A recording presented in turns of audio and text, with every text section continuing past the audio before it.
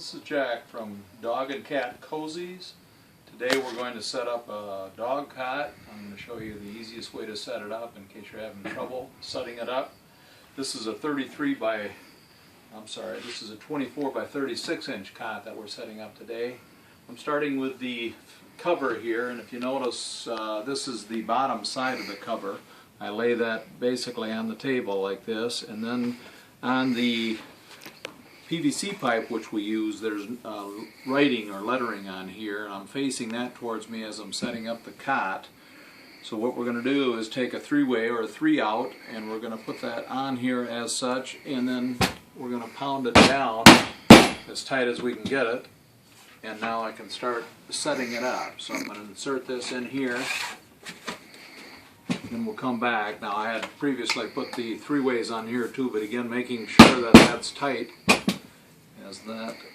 as I did there. And now we're going to insert that here, again making it tight. And your last long one, like this, again making it tight. And then we're to the last PVC pipe. Now sometimes this hangs up a little bit, so I just kind of work it down to make sure I've got this down as far as possible. We're going to insert this last corner in as such. Again, I put it in here. I want to make sure it's down tight. Now we have this last corner, and again we have to get this piece into here, so it's not always that easily done.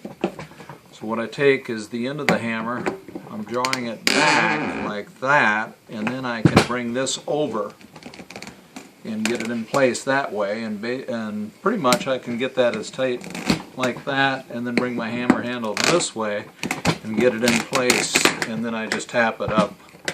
I just messed it up here, just bringing it back again, bringing it over, and then I will tap it in place again.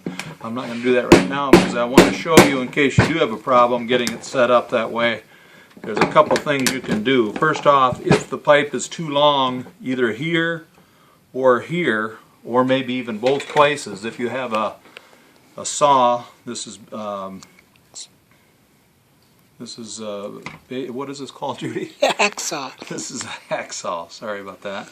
You can cut up to maybe even up to 3/4 of an inch off, just to give yourself enough leeway if necessary on both ends. And if that works, otherwise what we have here, and I might be a little bit short on this, but what I do now, I'm going to set this on the ground here, just show you one other option. Again, the last corner is pretty much the only one you'd have a problem with. But what I'm doing now is I'm stepping this into the opening, and then I'm just pretty much letting it drop down as I did there, and then it snaps into place that way too. That's if it's a really tight and snug fit. Notice how I got this here. What I'm doing is putting my feet here to hold it in place, just twisting it back, and again making sure everything is tight all the way around. What I used to set up this cot was a rubber mallet as such. It's been used quite a bit, so you can see the shape of it. If you don't have a rubber mallet, you could actually take a regular hammer and put a sock, an old sock on the end, and you could probably do the same thing. You're doing the sock so you don't abrase the part, so do it that way. So extreme cases, you might need that hammer, again the rubber mallet or a regular hammer. I do have the legs here to insert, and I push them in as far as I can, and then what I'm going to do again is take them back, and what I do is normally about waist high, I just drop this to the floor, and the legs pretty much seat in there perfectly. So all there is to setting up the cot. It's not that hard really, and I hope you don't have any problems doing it.